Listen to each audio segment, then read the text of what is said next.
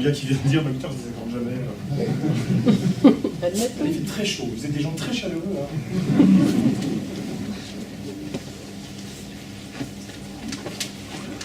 Vous avez le droit de parler entre vous. Hein.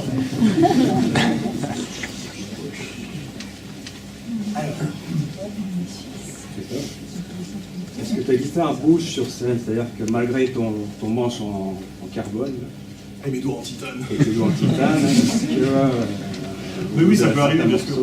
Parce que, en fait, c'est pas la guitare qui bouge, c'est les cordes qui peuvent en fonction de la chaleur, des fois ça peut baisser d'un petit quart de ton. Il n'y a pas de guitare stable complètement, ça n'existe pas. Parce que de toute façon, tous les matériaux qui forment une guitare, de la corde au bois du manchot du corps, ce sont des matériaux qui ne sont pas stables. Les seules guitares qui sont vraiment stables, ce sont des guitares de carbone complètes, et éventuellement il faudrait même des cordes en carbone, c'est-à-dire des matériaux qui sont totalement insensibles aux variations thermiques et aux variations d'humidité. Mais ça n'existe pas. Et c'est pour ça d'ailleurs que fréquemment, quand vous voyez dans les grands concerts un peu Barnum, les gars ont au moins 2 ou 3 guitares, et il y a un guitar tech qui raccorde régulièrement les guitares parce que ça bouge. Avec les spots par exemple. Regardez, si je la mets là-dessous par exemple, regardez. C'est incroyable la différence, attention, écoutez bien. Et hop, je l'enlève de la source de chaleur. C'est pas une forme de magie. Non, donc oui, elle peut effectivement bouger. Et d'ailleurs, en l'occurrence, moi sur scène, j'ai toujours au moins 2 ou 3 guitares au cas où. Parce que, en plus, c'est vrai que selon le traitement qu'on inflige à une guitare, comme je disais, quand l'adrénaline est là, on joue de toute façon avec beaucoup plus de force que ce qu'on utiliserait en étant à la maison en pantoufles. Donc fatalement, il y a aussi une relation physique à l'instrument qui peut des fois désaccorder l'instrument. Et le fait que tu joues un ton en dessous, c'est par rapport à la tension des cordes Du fait que j'ai pris une tension plus grosse, de toute façon, si tu veux d'un point de vue de la tension, c'est équivalent à si je jouais en accordage standard en 10-52. Donc ce qui reste quand même très standard d'un point de vue de la tension. Donc puis, le fait d'avoir un manche en carbone, de toute façon, même si je montais du 13-64, ça change rien. Et d'ailleurs, j'ai une des guitares que j'ai eue récemment, qui est une GV, et il m'est arrivé de la monter en mi, avec j'ai un plus gros tirant dessus parce qu'elle est c'est un petit diapason. Donc j'ai monté du 12-56 dessus et je l'ai même monté en mi et elle n'a pas bougé d'un millimètre.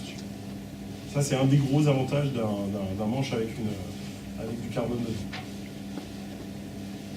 Ah, ça vous en bouche un coin, hein. Vous me dites tous, hein, putain, chez moi, le guitare n'a pas de carbone. Ah, vous avez dit ça, je l'ai lu. Hein. Vous allez rentrer chez vous, vous allez dire, la Lespo, la 3000 francs suisses. Je vais avoir. Enfin bon, allez, j'ai le Mediator, c'est déjà ça. Le Plec, pardon. Bon, vous passez un bon moment en tout cas. Moi, je passe un moment exquis. D'ailleurs, je te remercie, Paul, parce que je suis rarement dans ce genre de configuration et c'est un vrai régal. Surtout quand je vois les deux qui marquent des voitures. Bah oui, maintenant ça y est, je vais trouver là. Ce qui est extraordinaire, c'est que vous avez accordé de guitare, un instrument, il n'y a pas d'accordeur, il y a aussi l'habitude. Hein. Bon, après, encore une fois, comme disait Paul, hein, je joue quasiment un jour sur 2. Et à un moment, j'ai pas du tout l'oreille absolue, mais j'entends vraiment si la guitare est un tout petit peu en dessous ou en dessus. Et voilà, c'est l'habitude. Vous avez une formation complètement autodidacte ou vous avez suivi Totalement. Donc je suis un autodidacte complet. En fait, moi j'ai une histoire rigolote parce que j'ai fait du violon quand j'étais petit. Donc j'ai su lire. Et puis en fait, c'est un truc qu'on oublie tellement facilement, la lecture, hein, c'est fou. Hein. Et donc voilà, lorsque je me suis mis sérieusement à la guitare électrique, c'est vrai qu'on a la chance d'avoir un système qui s'appelle les tablatures qui permet d'enseigner quasiment les mêmes choses qu'avec du solfège, mais en plus en donnant des doigtés. Et puis par contre, je sais lire les accords, je sais lire le rythme, et puis j'ai quelques connaissances en harmonie qui me permettent de sauver la face. Mais effectivement, si on met une partition et qu'on me dit maintenant lis ça ou on détruit ta famille, je vous cuisine une tartiflette, je ne sais pas. Et voilà, là, effectivement, je suis devant un cas de figure où je suis un peu embarrassé. Et quelle est la part d'improvisation dessus? Tous les solos sont totalement improvisés. Et même les thèmes sont d'un soir à l'autre, c'est un des régals de jouer avec ce trio, c'est que d'un soir à l'autre, quelqu'un qui vient nous voir plusieurs fois la suite n'entendra jamais exactement les mêmes versions de chacun des morceaux. Et c'est la facette jazz de notre parce que c'est vraiment un travail de groupe. Hein. C'est pas mon goût, je suis pas le patron. En fait, c'est une écriture qui se fait à 3. Et dans cette écriture, on se module vraiment des espaces de liberté qui peuvent permettre justement de se réinventer chaque soir. Alors que justement dans l'autre trio, qui est un trio qui fait plus des chansons, qui est un peu plus on va dire, structuré d'une façon standard, là il y a beaucoup moins d'espace de liberté, et donc c'est une autre approche. Mais là, en l'occurrence, ce que je vous joue ce soir, c'est totalement envoyé. D'ailleurs, c'est pour ça des fois qu'il peut y avoir des fausses notes, des erreurs, des choses comme ça, mais c'est exactement la même chose que quand on bute sur un mot, ça n'empêche pas le propos d'être compréhensible. Et voilà. Ce qui m'intéresse, c'est de passer aussi un bon moment dans les deux sens, c'est-à-dire que vous entendiez quelque chose qui ne soit pas obligatoirement formaté et clinique, et puis que moi j'ai aussi la liberté de pouvoir interpréter le morceau en fonction de ce que je vois devant moi, même si c'est pas mais donc voilà, d'avoir la possibilité de... Je parle pas que de vous deux. Et, ils m'ont agressé sur un parking tout à l'heure. C'était ma femme qui avait fait le créneau. Excusez. Voilà, j'ai répondu à votre question. Donc, tout est improvisé. Vous savez, j'ai commis une mémoire de mouche, en fait. Dès qu'on m'a posé la question, j'ai répondu, je l'ai oublié. C'est l'avantage aussi des guitaristes, c'est qu'on a très très peu de neurones, on est toujours heureux. D'ailleurs, j'ai l'impression à chaque fois de repartir à zéro après chaque morceau. Monsieur, ni lui, c'est musicien. Oui. Quel type d'exercice ou de plan vous entraînez régulièrement? Alors moi, je joue, en fait, énormément. C'est-à-dire que j'ai une routine de travail qui est assez... Je vais me mettre debout. J'ai une routine... Ah, effrayant. J'ai une routine de travail qui est assez... en fait, qui est assez libre parce qu'elle est souvent liée à ce qui arrive ensuite. C'est-à-dire que, par exemple, là, j'ai beaucoup travaillé sur Nio parce que je suis en tournée avec Nio. Là, c'est vrai que cet après-midi, j'ai travaillé un petit peu sur les morceaux que je vous joue parce que je les joue ce soir, mais je vais aussi les jouer à Francfort pendant les 3 jours qui viennent. Donc voilà, je me concentre un petit peu sur le jeu de ce que je vais devoir interpréter. Et puis après, il y a des choses dans des périodes, on va dire, plus qui peuvent être des périodes de compo ou des périodes un petit peu plus calmes. Quoique ces derniers temps, on n'a pas eu beaucoup. J'essaie surtout de travailler sur les points faibles de mon jeu. En l'occurrence, moi, je suis pour les guitaristes, je suis assez faible en aller-retour. Donc je passe énormément de temps à travailler mon aller-retour.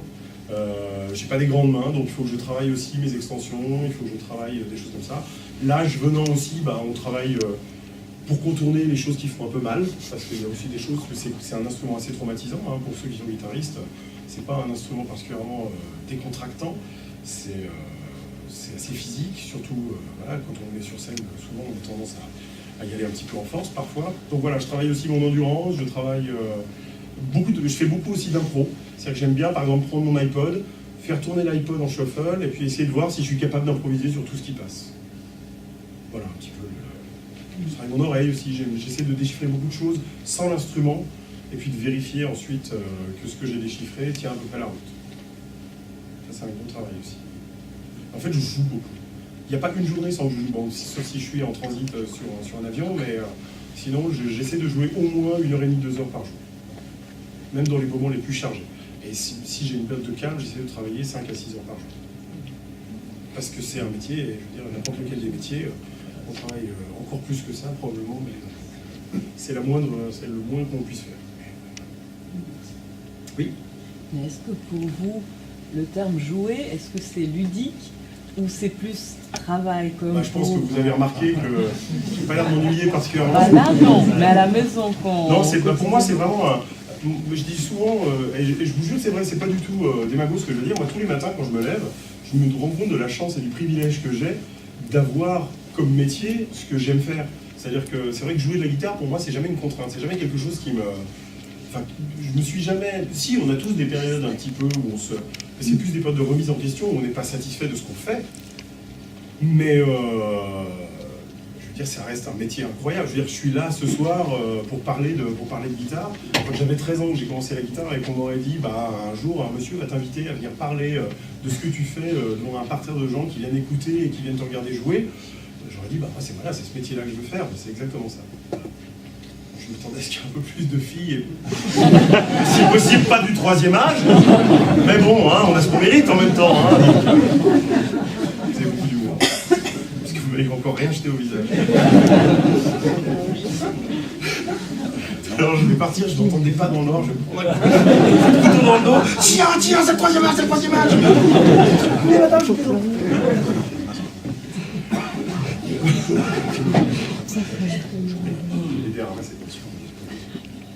Et voilà, donc oui, jouer, mais de toute façon le terme il est ambivalent justement. On joue de la musique parce qu'on joue tout court, c'est un plaisir, c'est effectivement ludique. Et celui qui prend pas de plaisir ne... Je vais tourner, moi j'allais dire une bêtise. Si un jour je me rends compte que je prends plus de plaisir à le faire, je pense que je ferai autre chose et j'irai trouver quelque chose qui me donne au moins autant de plaisir. C'est ce que rêve de faire Paolo d'ailleurs. Et est-ce que vous prenez que tu prends du plaisir à donner des cours? Bah, vous me tutoyez, monsieur? Mais oui. Alors ça dépend avec qui.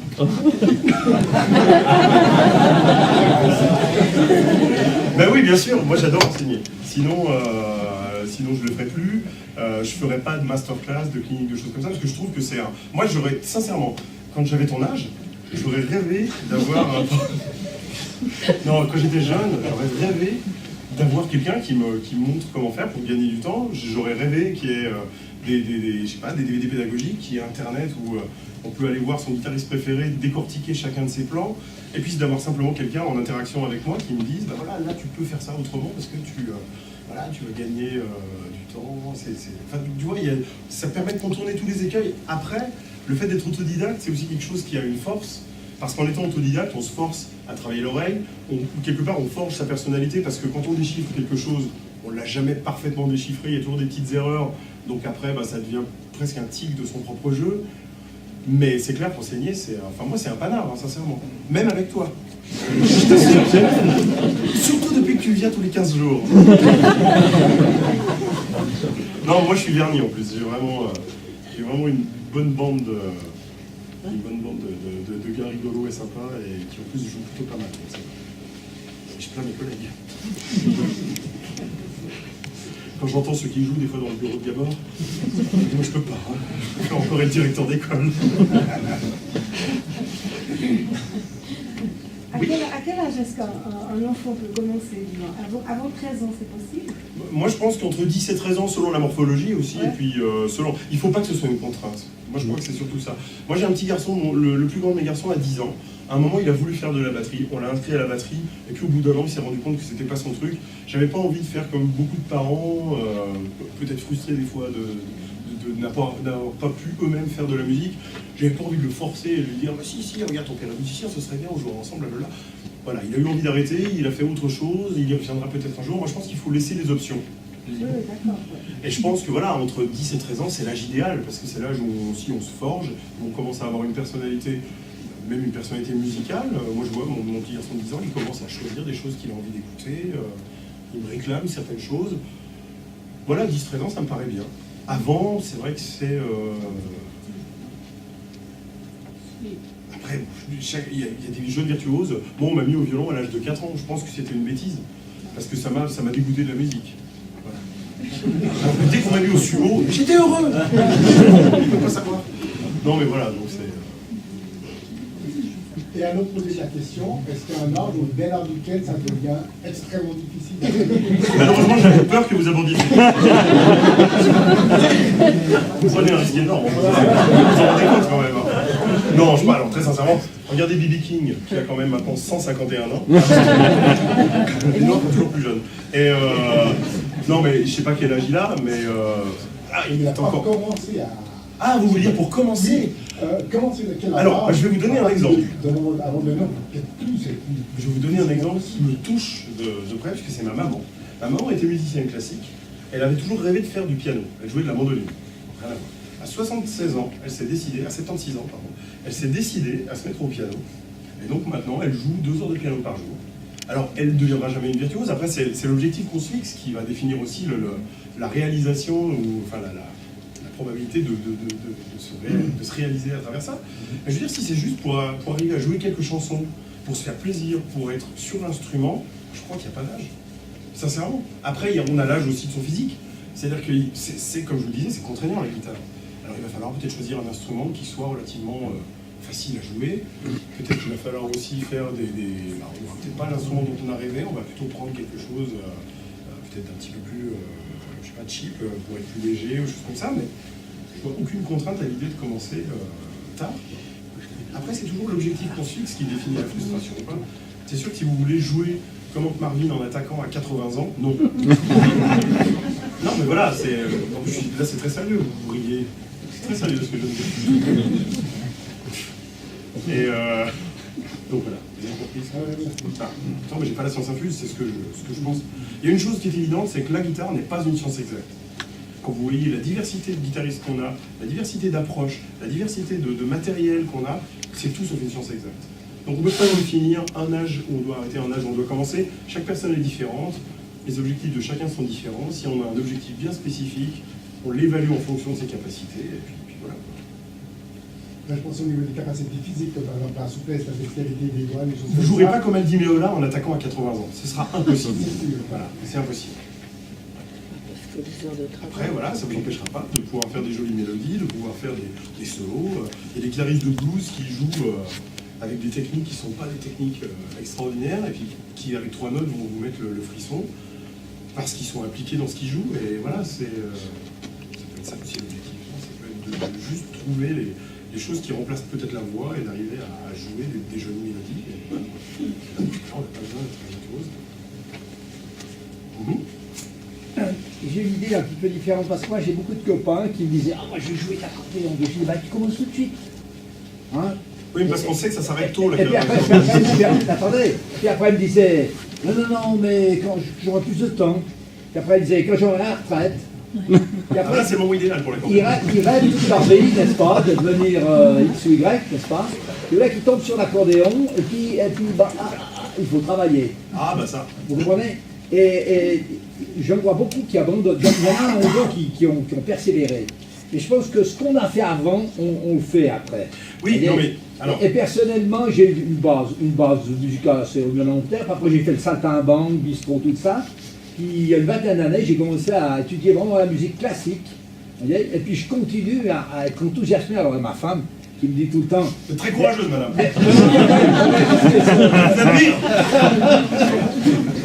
Son principal rival, c'est mon accordéon. Mais, voilà, c'est mon accordéon. Alors le fait est que souvent elle me dit comme ça, mais parce qu'on arrive à un âge où bien sûr il faut mettre plus de temps, et puis malheureusement, des fois on est fatigué, on n'a plus la même concentration, mais je me pose la question, mais j'ai toujours envie. Alors, c'est un peu quelque chose... Parce qu'elle me dit des fois, mais t'es un peu maçon. Je dis, mais non, j'ai envie. Alors c'est pourquoi ça? Pourquoi? Il y a aussi une fibre qu'on a. Je pense qu'il y a alors, je vais rebondir sur ce que vous dites parce que je suis assez d'accord. Et je pense qu'il y a aussi des gens qui fantasment sur le fait que faire de la musique c'est facile. Il y a plein de gens qui imaginent que, par exemple, la guitare, même pour faire... c'est facile. Moi, je me suis amusé une fois, il y a des années de ça, à mettre une guitare en gaucher. Donc je jouais déjà quand même correctement de la guitare. Mettre la guitare en gaucher et essayer simplement de faire. Mais simplement, donc en inversant tout et en ayant ma main qui est habituée à faire complètement autre chose, c'est quasiment impossible pour moi de faire un Do majeur avec cette main-là. Parce qu'on se rend compte que c'est déjà un mouvement qui n'est pas naturel et qui est difficile, qui nécessite du travail. Donc je pense qu'il y a pas mal de gens qui imaginent qu'un instrument, alors peut-être pour l'accordéon encore plus, parce que c'est vrai que c'est un instrument qui est un instrument de fête, donc on a souvent l'impression, bah voilà, n'importe qui peut se mettre à l'accordéon, à faire une couette. Et c'est un instrument qui nécessite du travail, et je veux dire, toutes les pratiques instrumentales nécessitent de toute façon un travail profond, et je pense qu'il y a pas mal de gens qui sont parfois rebutés en découvrant l'instrument pour la première fois et en se disant « Ah ben oui, effectivement, c'est pas aussi facile que ce que je pensais. » Voilà. C'est sûr, hein. Donc voilà, ça joue aussi ça énormément sur le fait qu'on ait cette énergie ou pas. Est-ce qu'on est prêt à passer beaucoup de temps sur l'instrument? Voilà. On est tous d'accord. Oui. Le monsieur derrière toi d'abord. Bouja. Je vais vous poser une question. Est-ce que vous pensez que la popularité de la guitare, ça a eu tendance à amenuiser son potentiel d'instrument Non, je pense pas. Je pense que c'est un instrument justement qui couvre, d'après moi, c'est un des instruments qui couvre le plus le spectre le plus large d'un instrument très populaire à un instrument très pointu. Je veux dire, le fait que ce soit très démocratisé au niveau très accessible, qu'il y a énormément de gens qui en jouent. Quelque part, comme vous disiez, l'intention qui est mise dans ce qu'on joue, le fait qu'on ait besoin quand même d'avoir une personnalité dans ce qu'on joue, est-ce que vous, professionnellement, par rapport aux autres guitaristes que vous voyez, est-ce que vous ne ressentez pas quelque chose de Si, particulier? quand je les entends à chaque fois. Non, mais je veux dire, est-ce qu'il n'y a pas une forme de banalisation de cet instrument Alors, dans le jeu? c'est marrant parce que je dirais que c'est pas vraiment le fait que l'instrument soit popularisé Ouais. qui fait ça. C'est Internet fait ça aussi. Oui, aussi. Parce que sur Internet, je pense qu'il doit y avoir quelques millions de vidéos de guitaristes et qui jouent tous à un très haut niveau. Après, je pense qu'il y a quand même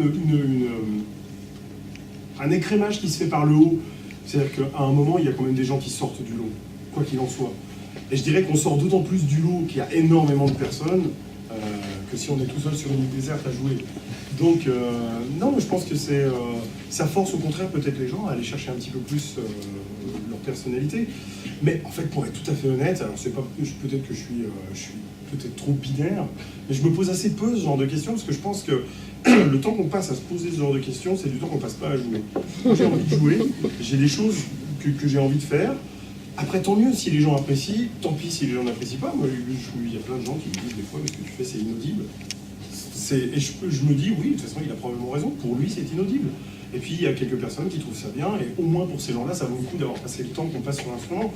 Voilà, après, moi, je pense que je fais aussi partie des derniers chanceux, parce que ma génération, c'est une génération qui est avant Internet. Et fatalement, on a eu la chance je dis on parce qu'on est nombreux, hein, entre 40 et 50 ans, à avoir la chance de voyager un peu dans le monde entier en tant que musicien. Je pense qu'on a eu la chance aussi d'arriver juste au bon moment avant qu'il y ait autant de monde comme ça qui soit sur... Finalement, c'est peut-être plus ça le fond de ma réflexion. Peut-être plus le fait que maintenant, vu que c'est très... dès qu'on voit un peu tout... Oui, c'est probablement plus difficile de sortir maintenant, mais en même temps, regarde le phénomène Matraque. Je sais pas si tu as... Donc Matraque, c'est un guitariste français du nord de la France ou de l'Est, je sais plus, qui a fait une version de Cannonball, je crois, un truc comme ça, qui a eu tout d'un coup... Pardon ? C'est Canon Rock, hein, c'est... Ok,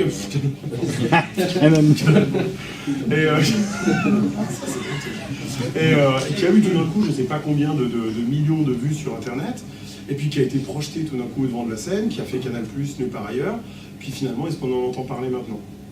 Voilà. Donc le phénomène d'Internet, il est aussi puissant qu'il est court dans le temps.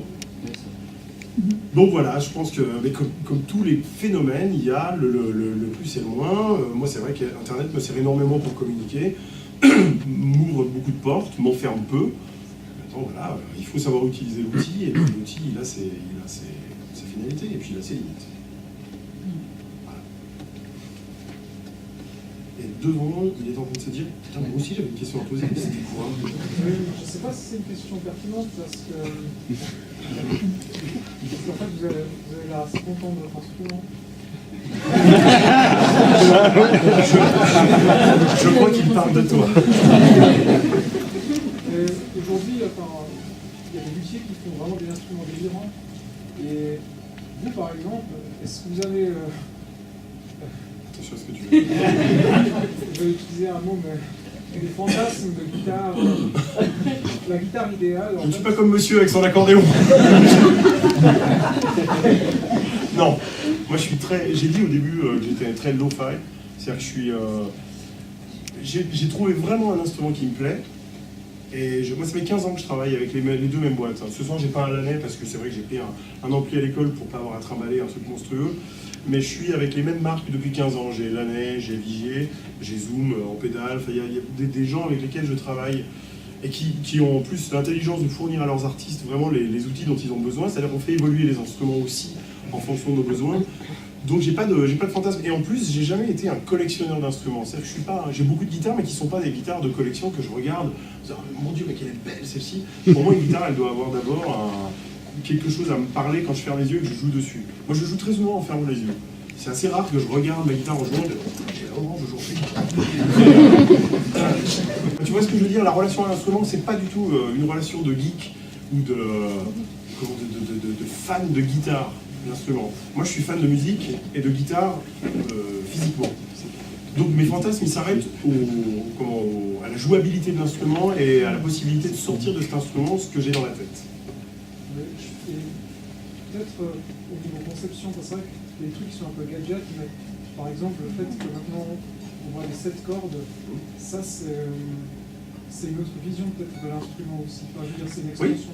Alors moi en l'occurrence, puisque la 7 cordes est arrivée relativement tôt, elle a été, on va dire, popularisée par Steve Vai quand il a sorti Passion and Warfare, mais Ron Eschet, qui est un vieux guitariste de jazz, jouait de la... Je sais pas pourquoi je te montre à chaque fois, un vieux guitariste de jazz. Non, mais c'était... Il jouait de la 7 cordes déjà dans les années, je crois, dans les années 60 ou 70. Je veux dire, c'est un concept qui est arrivé parce qu'à un moment, des gens ont entendu une tessiture que ne couvrait pas. D'abord, il y a eu le fait que les gens se droppent. Van Halen, très tôt, s'est accordé un peu plus bas, voire même à dropper en ré bémol, qui était accordé en mi. Parce qu'il a entendu ce son-là. Et je pense que les instruments se plient un petit peu à nos désirs. C'est-à-dire qu'à un moment, Meshuggah joue avec des 8 cordes maintenant, parce que les mecs veulent avoir ce spectre sonore qui descend dans l'infrabasse, parce que c'est une musique qui est très... qui prend au trip, juste comme ça. Donc voilà, après, les instruments sont créés pour réaliser les fantasmes des musiciens, mais les fantasmes sonores. Pas obligatoirement le fantasme, je dirais, esthétique. Enfin, c'est ma vision, et encore une fois, c'est très subjectif.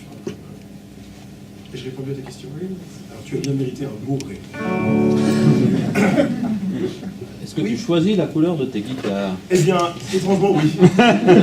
La seule que je n'ai pas choisie, c'est la cartoonette qui m'avait été faite par Patrice pour la sortie de l'album Metal Cartoon.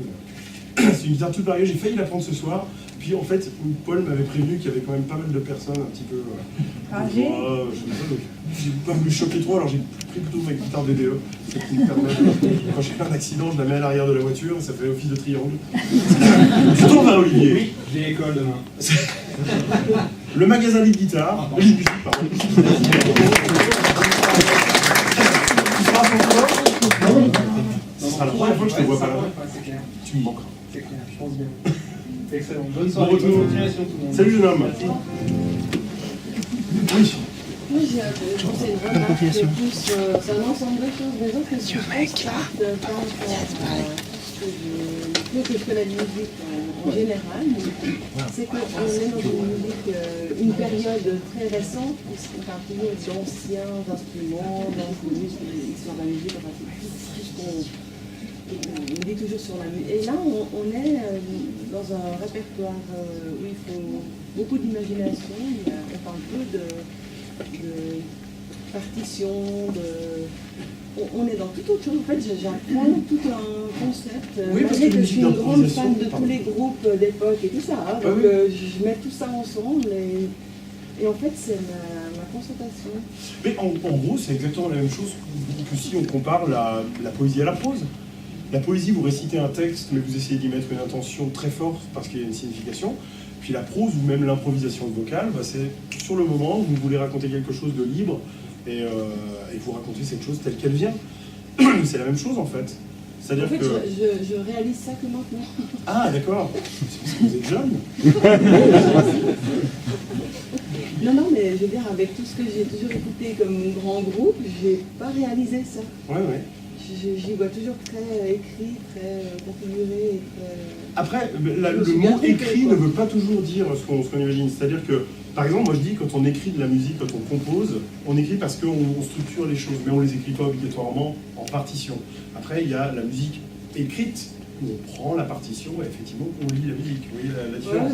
On peut très bien dire, voilà, il y a un morceau dans mes compos où le solo, je dis toujours qu'il est écrit, parce que c'est le seul solo qui ne soit pas improvisé. Donc il est écrit quelque part dans ma tête, ça veut dire qu'il est composé, il est figé, et je l'interprète tel que je l'ai conçu. Voilà. Après la notion d'écriture musicale, c'est encore autre chose. J'avais jamais réalisé ça, donc merci. Merci à tout le monde. C'est cette interaction entre nous tous qui a fait ça. Paul. Si vous êtes d'accord, je vous propose qu'on demande à Christophe de nous jouer encore un morceau et puis qu'apraprès on mélange le tout et je vais jouer en parlant. Qu'on casse le côté scène, salle et puis qu'on se prenne le verre à la main et qu'on continue à discuter autrement qu'assis sur nos chaises, si vous voulez bien. Ça me va bien. Alors, qu'est-ce que je vais faire? Ah non, par contre, j'ai de Tale of Thibaut dans les vieux. Allez, tiens, allez, pour ce jeune homme qui est le seul à connaître.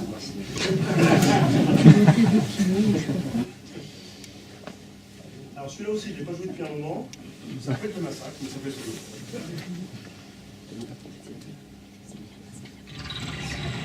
J'ai peur, c'est bizarre.